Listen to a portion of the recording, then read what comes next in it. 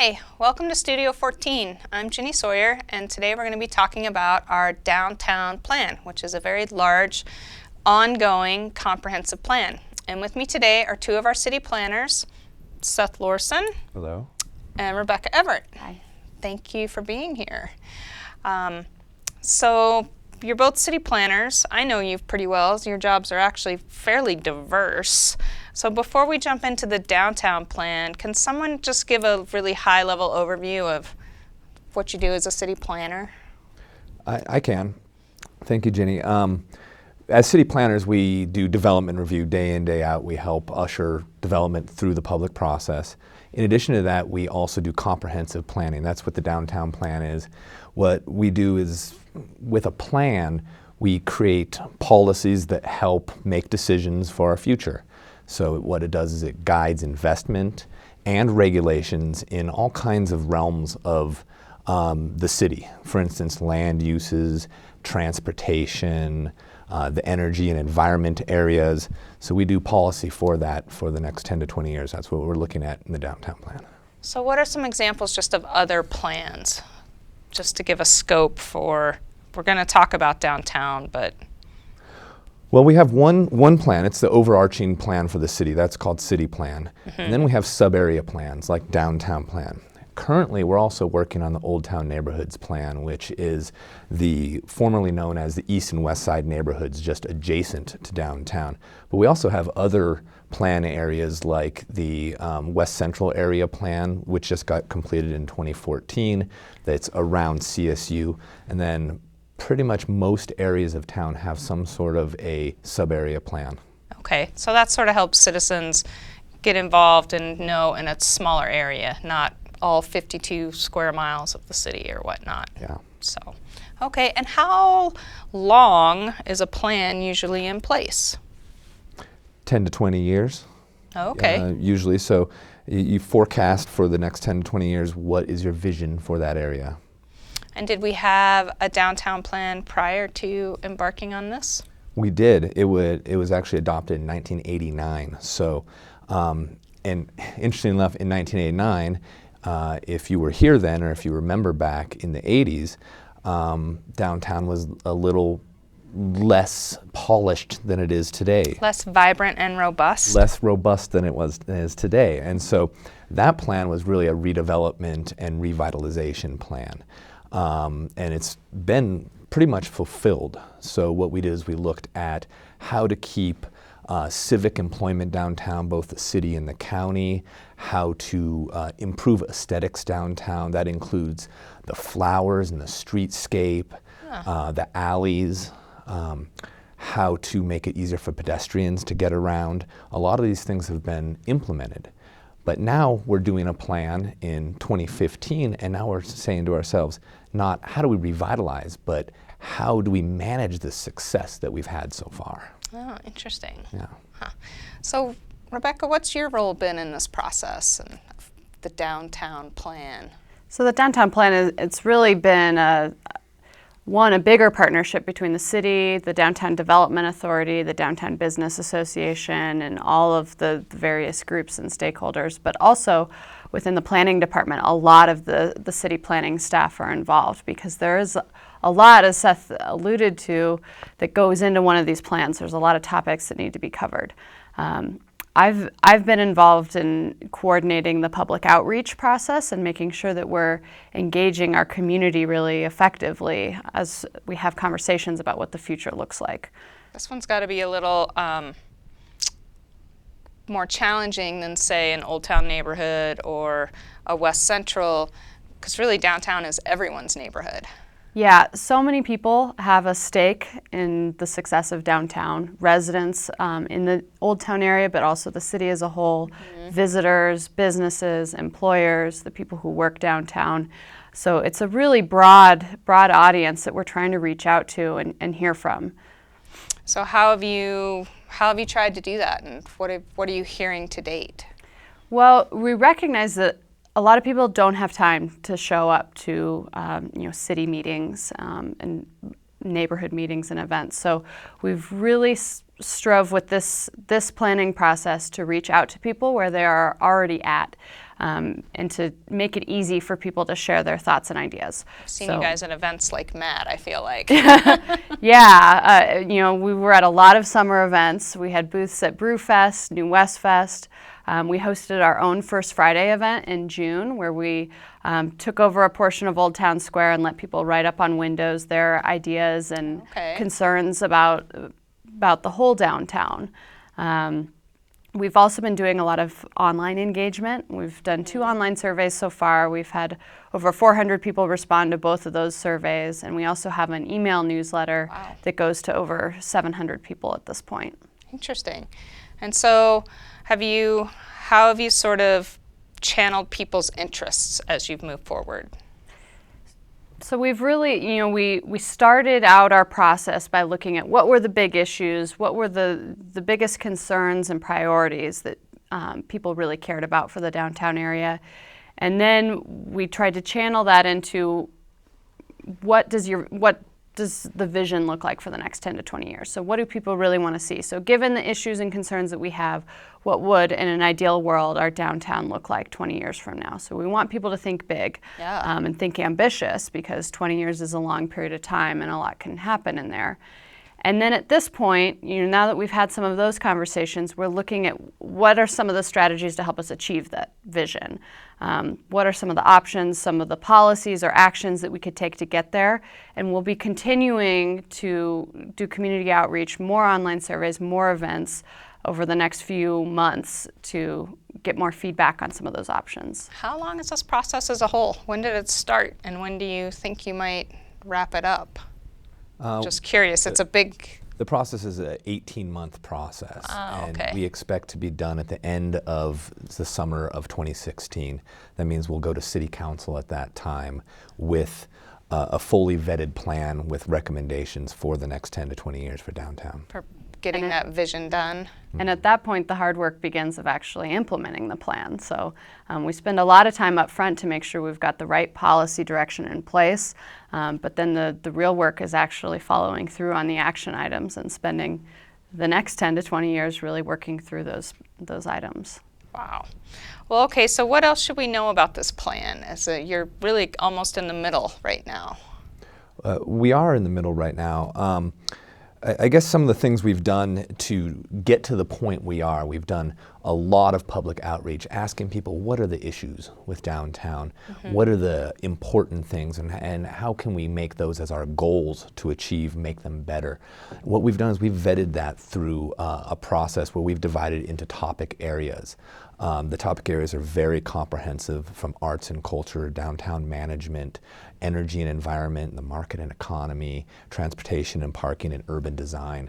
And each one of those topic areas we have created what we call working groups. And the working groups are made of principal stakeholders and technical experts in those areas. So we have people like downtown business owners and civil engineers together talking about, say, energy and environment or downtown management, and vetting through some of the things we've heard, coming up with strategies for solutions.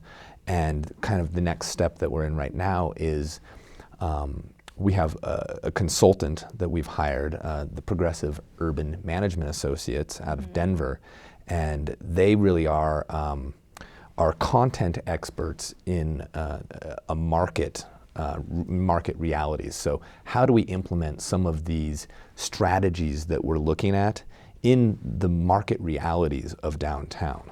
So it's a lot more than deciding how high the buildings will be and what we do with parking.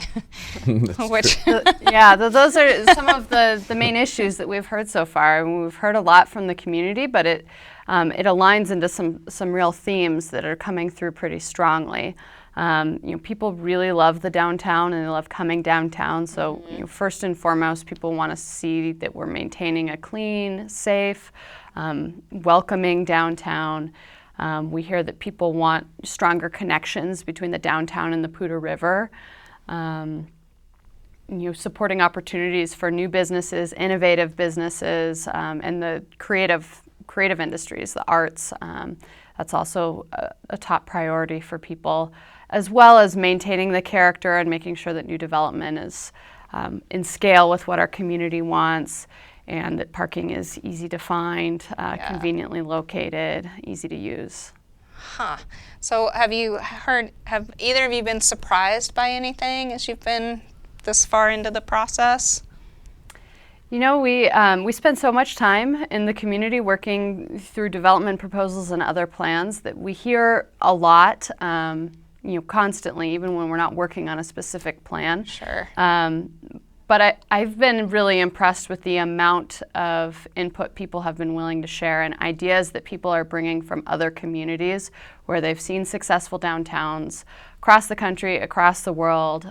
We just have an incredible knowledge base in this community, and it's been really, really impressive and good for us to leverage. People do travel a lot. I don't travel a lot, but I did have the opportunity to travel recently, and knowing this was happening, it totally turns the way that I experience something as a visitor, because I completely noticed, I was in Milwaukee, how people parked, how they parked in their parking downtown, which was fascinating, and if it was pay or if it wasn't, and what the buildings look like. And so we do have all those great resources to bring ideas back. Will one of you talk a little bit about your on-the-ground tours? That was a really unique way to get people involved, and I don't know if you'll be doing more of those, but I'm curious your thoughts and how those went.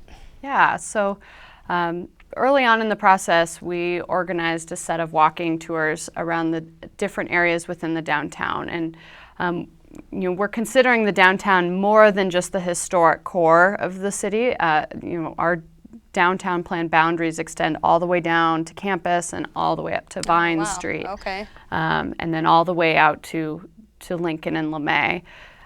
So it's a big area, and we felt like we really needed to get on the ground to understand what the issues were, to look at every intersection and every building and really see what the context was like. And I think people really enjoyed the opportunity to get out and explore, talk to city planners and other city staff, and also share their own concerns.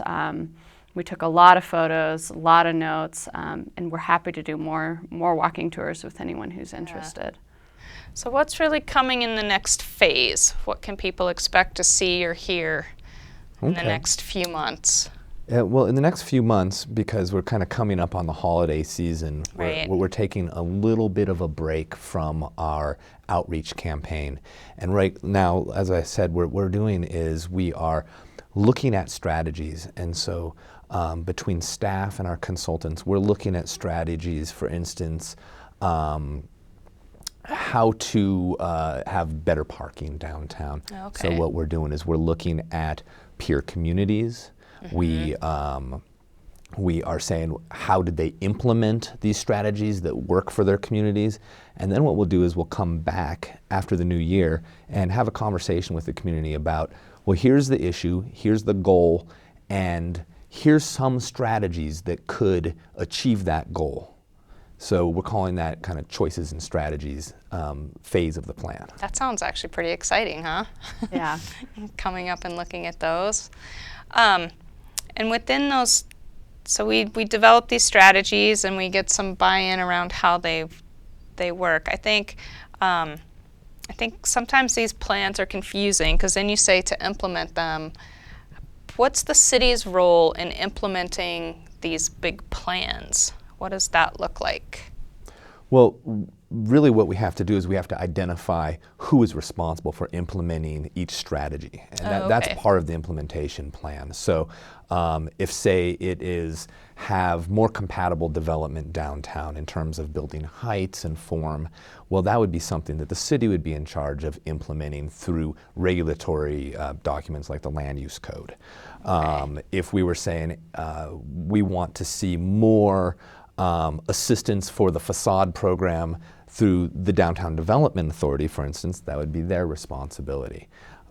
So it will be all over the board, and some of them might be kind of aspirational that we still have to figure that out. And there's Right. also phasing that's associated with it. So, some action items we'll be able to tackle immediately and really get started on. And some we recognize more funding is going to be needed, or there's more work that needs to be done. So it might be more like 3 or 5 years out.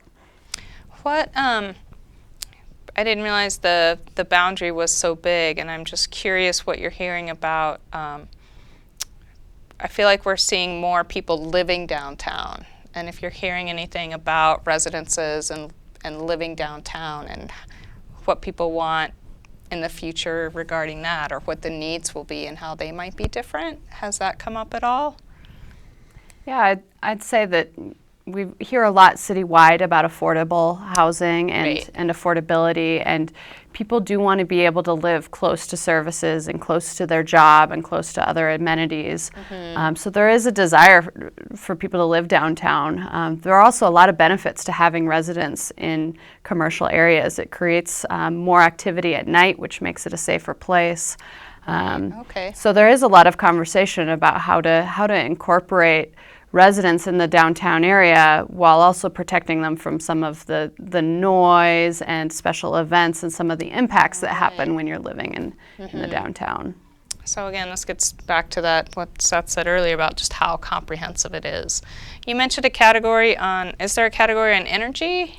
Energy and environment, and actually Rebecca is the lead of that group, so she could probably speak to that. What does that entail? Yeah, so we're looking at a number of different topics. It's a pretty broad category. One of the major things that we're focusing on is how to implement the climate action plan and some of the goals in there within this smaller area of the city. Okay. So we're looking at renewable energy production, energy efficiency, waste management, and recycling, and a number of other topics. Renewable energy in particular and electric vehicle charging stations, the downtown is already leading the way compared to the rest of the city. A lot of our buildings downtown have solar arrays. We have a new community solar garden at Riverside and Right. Mulberry.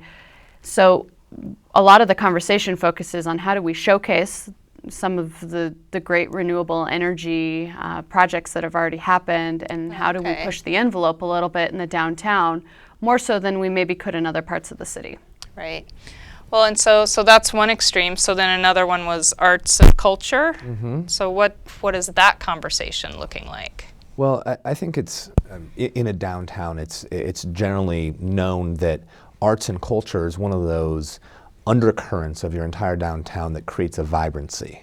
So maybe it's the art on the walls, maybe it's the pianos downtown, maybe it's someone busking and making music as you walk down the street. So there's a real recognition just within us creating a topic area for that of its importance.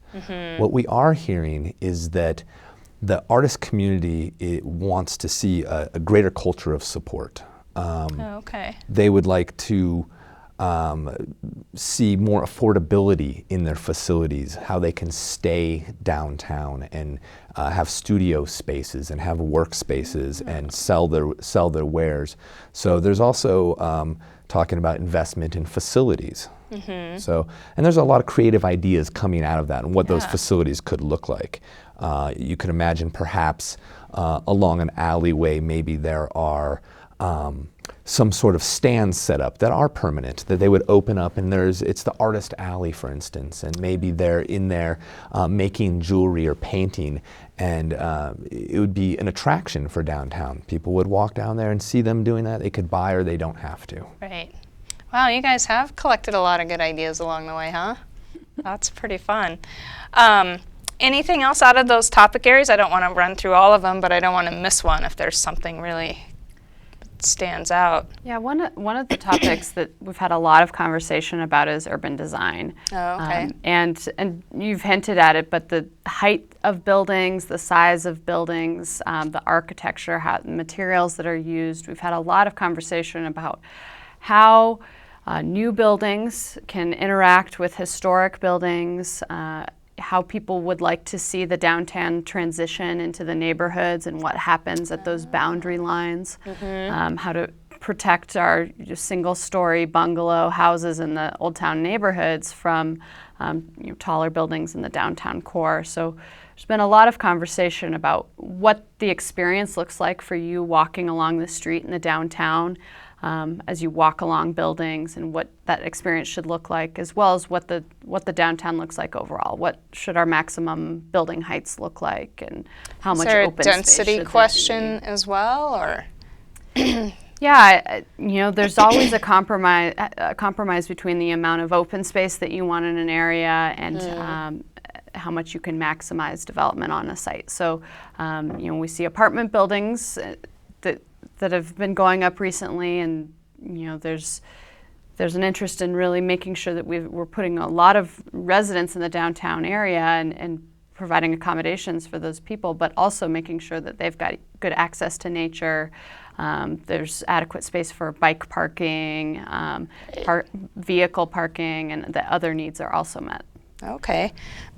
So what next? I know you said we're heading into holidays, so do some behind the scenes work, come back in January. How can people still chime in, get involved, and pay attention from here until that plan adoption? So the best way for people to get involved would be to visit our website, which is fcgov.com/downtown. And we've got links to all of our materials from past events up there. We'll have announcements of upcoming events. And there's also a space there to sign up for our email newsletter. Oh, okay. Because we're entering a bit of a slow period right now for community outreach, there may not be a lot of activity until January or February of next year. But the best way to stay in the loop is to sign up for our email newsletter. All right, and you've got a lot of good pictures up there too, showing stuff. That's great. Well, 18 months, that's a big, long project, but how fun for something that could last 15 to 20 years and really you'll see the vision at the end. Thank you both for being here. This has been really informative. What a big plan it is. For our public, please join in the conversation, pay attention, go to that website. There's still time to really help make a difference, and be sure to join us here next time.